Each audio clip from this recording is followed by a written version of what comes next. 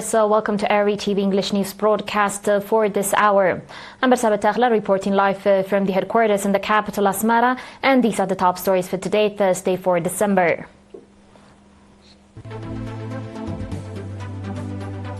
President Isaias receives the credentials of ambassadors. Activities of nationals in Scandinavian countries and the UK. Israel and Lebanon hold the first direct talks in decades. And Norway places new military support to Ukraine. Starting with your local reports, President Isaias Afwerki received the credentials of 5 resident and 7 non-resident ambassadors in the morning hours today at the Denden Guest House. The resident ambassadors who submitted their credentials are Ambassador Michael bin Hamdan Al-Ro'i of the Kingdom of Saudi Arabia, Mr. Alfonso Di Riso of the Republic of Italy, Mr. Oleg Petrenko of the Russian Federation, Mr. Osama Ahmed Abdul Bari of the Republic of Sudan, and Mrs. Joanna Darmanin of the delegation of the European Union.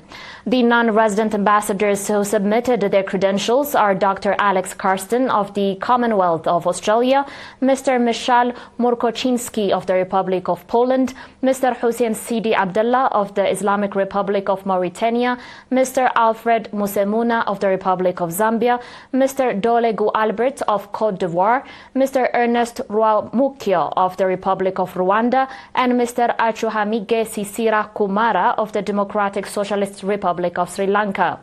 The ambassadors conveyed messages of goodwill from their respective heads of state and government to President Isaias Afwerki and their commitments to further consolidate bilateral ties of friendship and cooperation between their countries and Eritrea. Speaking to ERINA, Ambassador Michael bin Hamdan Al-Ro'i of the Kingdom of Saudi Arabia, Mr. Alfonso Di Riso of the Republic of Italy, Mr. Osama Ahmed Abdul Bari of the Republic of Sudan, and Mrs. Joanna Darmanin of the delegation of the European Union expressed their country's willingness and readiness to consolidate brotherly and robust relations and promote the development of mutual cooperation with Eritrea. Ambassador Alfonso Di Riso of the Republic of Italy, noting that the relationship between Eritrea and Italy is historic and consistent, said that he has fruitful discussion with President Isaias Afwerki on ways to further strengthen the relations.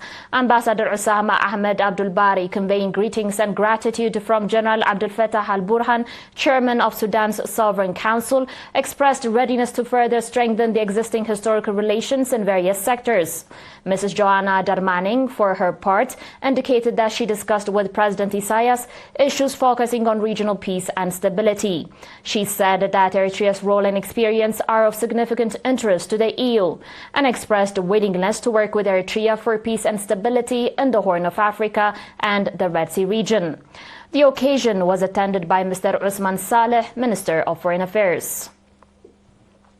Regarding our diaspora nationals, the Council of the National Holidays Coordinating Committee and the Scandinavian countries conducted a meeting to review the activities implemented at the 27th Eritrean Community Festival and to discuss future programs. At the meeting, in which representatives of communities from various cities took part, Mr. Alem Takle Gergis, chairman of the Holidays Coordinating Committee in Scandinavian countries, explained the history and experience gained during 26 years of organizing Eritrean community festivals. He also said that since the Eritrean Community Festival is an important forum for portraying the culture and identity of the Eritrean people, the committee is ready to work earnestly for its continuation as a forum for unity and a bridge for transferring national history and identity. Mr. Gereda Berhes, secretary of the committee, noted that Eritrean community festivals are national forums for consolidating unity and transferring the noble societal values and nationalism to the young generation. She also called on the council to provide constructive reviews. In the same vein, the YPFDJ organization in the UK conducted its 4th Congress on 29 November in Birmingham. The Congress was attended by youth representatives from Europe, as well as representatives of national organizations, associations, and national committees. indicating that the youth organization in the UK has been actively participating in all social and national activities. Mr. Saleh Abdullah, charge d'affaires at the Eritrean embassy, wished the Congress success. At the Congress, a two-year activity report was presented and participants conducted extensive discussions. The Congress also elected an executive committee for a two-year term. Likewise, Mr. Tawalda Yohannes, head of public and community affairs at the Eritrean embassy, conducted public seminars for nationals in the UK cities of Liverpool, Coventry and Nottingham, focusing on the objective situation in the homeland and regional developments from 16 to 30 November. The National Committee in the UK also conducted a conference with a view to create common understanding on the activities being carried out, as well as preparations for conducting a successful national festival. The conference was attended by heads of national organizations from the UK cities of Birmingham, Coventry, Sheffield, Leeds, Newcastle, Manchester, Nottingham and Leicester.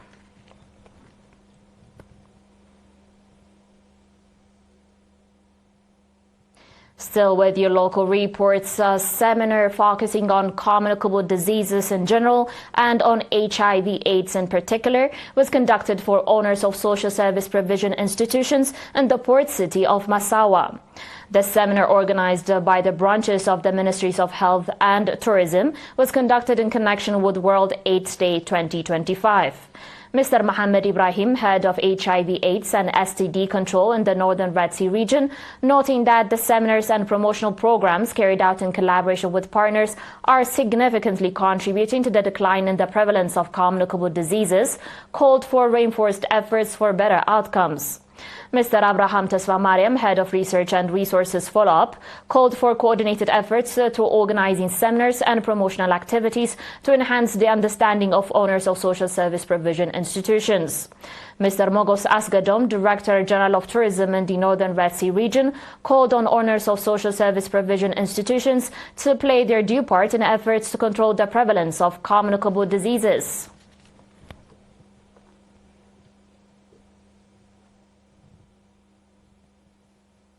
Next is international reports and more, so stay tuned.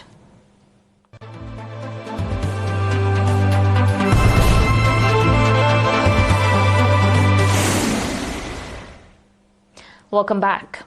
Israel and Lebanon have conducted their first direct talks in decades as part of a U.S. brokered ceasefire that ended the war between the Jewish state and the military group Hezbollah. The civilian representatives from both sides met yesterday, Wednesday, 3 December, at the headquarters of the UN peacekeeping force in Nakura, Lebanon. The meeting, held under a mechanism set up after the November 2024 truce, was the first to include civilian officials instead of solely military officers. A spokeswoman for Netanyahu described the meeting as historic, saying it was an initial step towards possible future cooperation. Under the armistice terms, the Lebanese army is to dismantle Hezbollah's military infrastructure. But West Jerusalem has said the steps so far were insufficient and has intensified strikes. Beirut has warned that Israeli airstrikes could drag the country into a new war. Lebanese Prime Minister Salam said yesterday that the first phase of bringing all weapons under state authority hinges on an Israeli withdrawal from occupied areas, and that Beirut is open to U.S. and French verification of any remaining Hezbollah weapons caches in the south.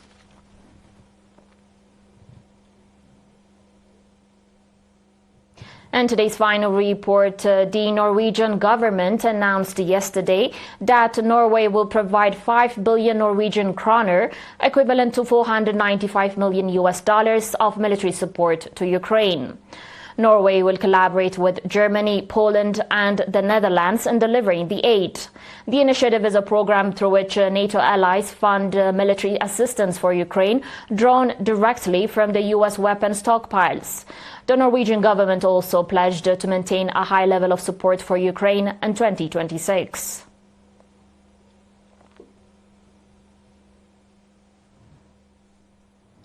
Dear viewers, that was it for today, but before we conclude, a reminder of the top stories.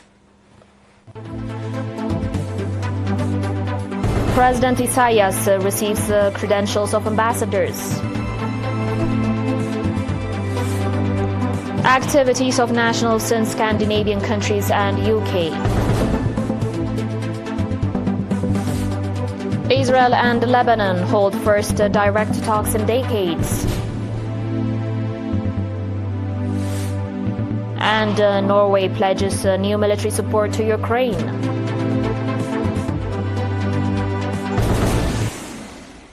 Thank you for watching, and see you tomorrow with more news and developments. But until then, have a good one.